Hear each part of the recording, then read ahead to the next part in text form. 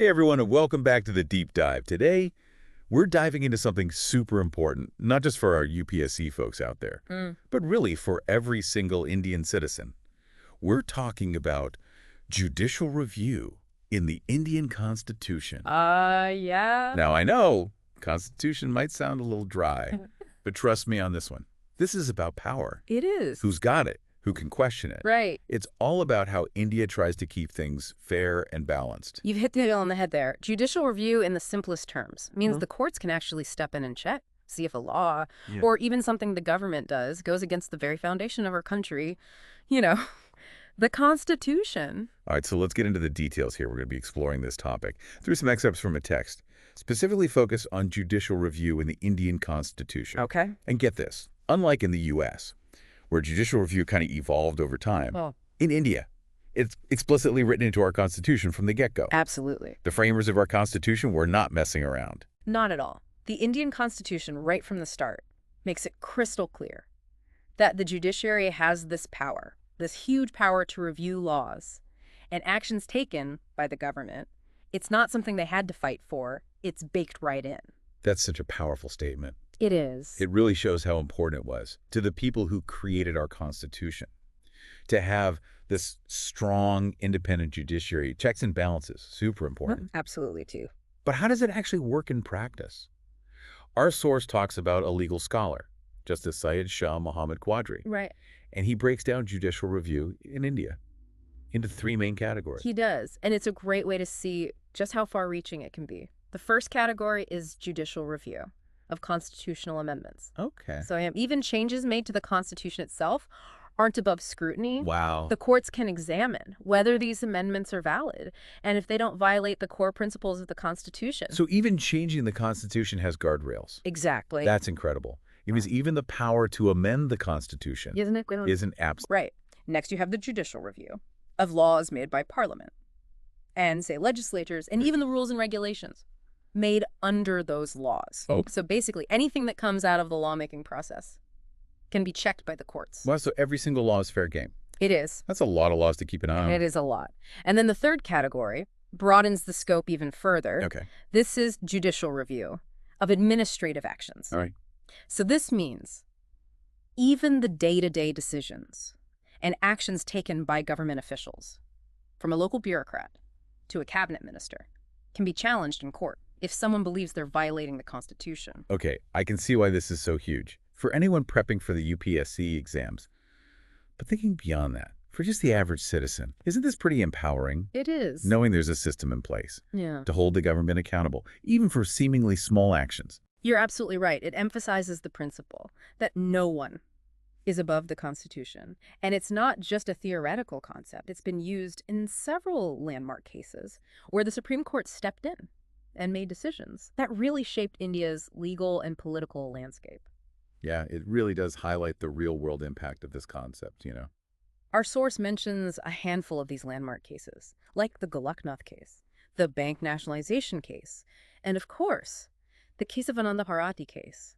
Each of these judgments had a huge impact on how we understand the Constitution today. Ah, yes, names that send shivers down the spine of every UPSC aspirant. Right. But for our listeners who might not have those case names totally memorized, could you maybe walk us through one that really exemplifies the power of judicial review? Absolutely. A really powerful example is the 2015 decision, where the Supreme Court declared the 99th Constitutional Amendment and the National Judicial Appointments Commission Act, or NJJC Act, unconstitutional. Wait, so the government tried to change how judges are appointed to the higher courts? They did. What happened? Essentially, the NJJC Act was an attempt to give the executive branch more influence in choosing judges for the Supreme Court and high courts. But the Supreme Court stepped in and said, hold on, this violates the basic structure of our Constitution. Hold on, basic structure. You have to break that down for me. Sure. The court often uses this concept, called the basic structure doctrine. It means there are some core ideas in the Constitution that can't ever be changed, even by an amendment. It's like the unbreakable foundation of India's democracy. Okay, I see where you're going with this.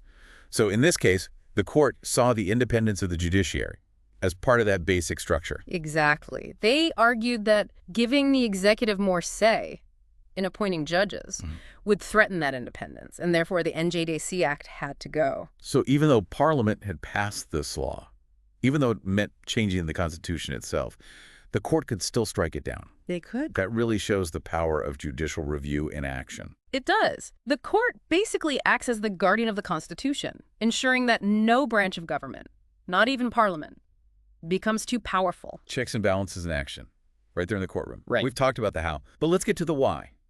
Why is judicial review so important, especially for someone who wants to understand how India really works, whether they're prepping for the UPSC or just a concerned citizen? That's the heart of it, isn't it?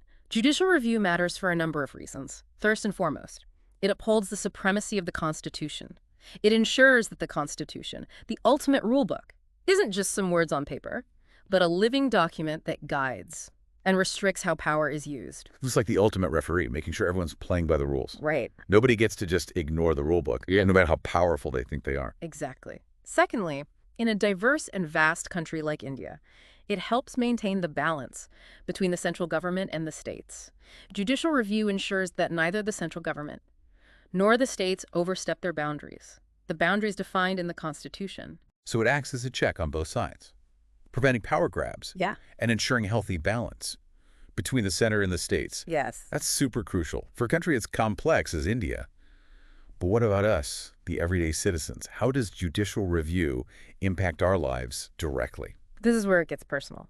Judicial review protects your fundamental rights, those basic liberties, enshrined in the Constitution, are protected from infringement by the government, thanks to judicial review. So that means if our rights are ever violated, the courts can step in and protect us. Exactly. It's like having a shield against potential government overreach. That's powerful stuff. It is. Now, our source also delves into the specific articles in the Constitution that lay the foundation for judicial review. Right. It's interesting how the Constitution doesn't explicitly use the term judicial review, but it still empowers the courts to act as the guardians of its principles. It does. It's subtle, but it's there. Take Article 13, for example. It says, any law that contradicts our fundamental rights is simply void. That right there gives the courts the power to strike down laws that infringe upon our basic freedoms. So the Constitution basically sets the stage and says, hey, courts, if you see a law messing with someone's fundamental rights, step in and do something about it. That's a great way to put it. And then you have Article 32, which is like a direct line to the Supreme Court. If your fundamental rights are ever violated, it guarantees you the right to go directly to the Supreme Court to seek a remedy. Wow. So Article 32 is like the express lane to the highest court in the land if your basic rights are at stake. It is. That's incredible access to justice. And it doesn't stop there, right? It doesn't. Our source also mentions Article 226. Right. Article 226 gives high courts the power to issue writs for enforcing fundamental rights and for any other purpose. This means you have a similar avenue at the state level as well. So it's a multi-tiered system, ensuring you can fight for your rights at both the state and national levels. That's a pretty solid safety net. Oh, wait, isn't there this thing called the Ninth Schedule? Ah, yes. It's a whole other layer to this. You're right. There are always nuances. Now, this Ninth Schedule is interesting. It's essentially a list of laws that were originally meant to be protected from judicial review. Think of it as a way to safeguard certain laws from being challenged in court. Ah, so a kind of legal shield. Yes. Protecting these laws from the scrutiny of judicial review. That was the idea, however. In 2007, the Supreme Court delivered a landmark judgment in the Coelho case. And this is where it gets interesting, especially for our UPSC folks out there. Okay, I'm all ears. This sounds important. What happened in this Coelho case? Well, the Supreme Court basically said that even the laws tucked away in this Ninth Schedule, this so-called shield, they can still be reviewed. If they violate the basic structure of the Constitution. Right, that basic structure concept. So even those protected laws aren't above the Constitution's core principles. Exactly. That's a pretty significant limitation on the Ninth Schedule's power, isn't it? It is. The Coelho case really reinforced this idea that judicial review is fundamental to our legal system. It's a powerful tool that ensures that even laws with this special protection are still subject to the ultimate test, the test of constitutionality. This deep dive has been quite the eye-opener. It has. We've gone from the very beginnings of judicial review to understanding its wide scope and how it's protected in our Constitution.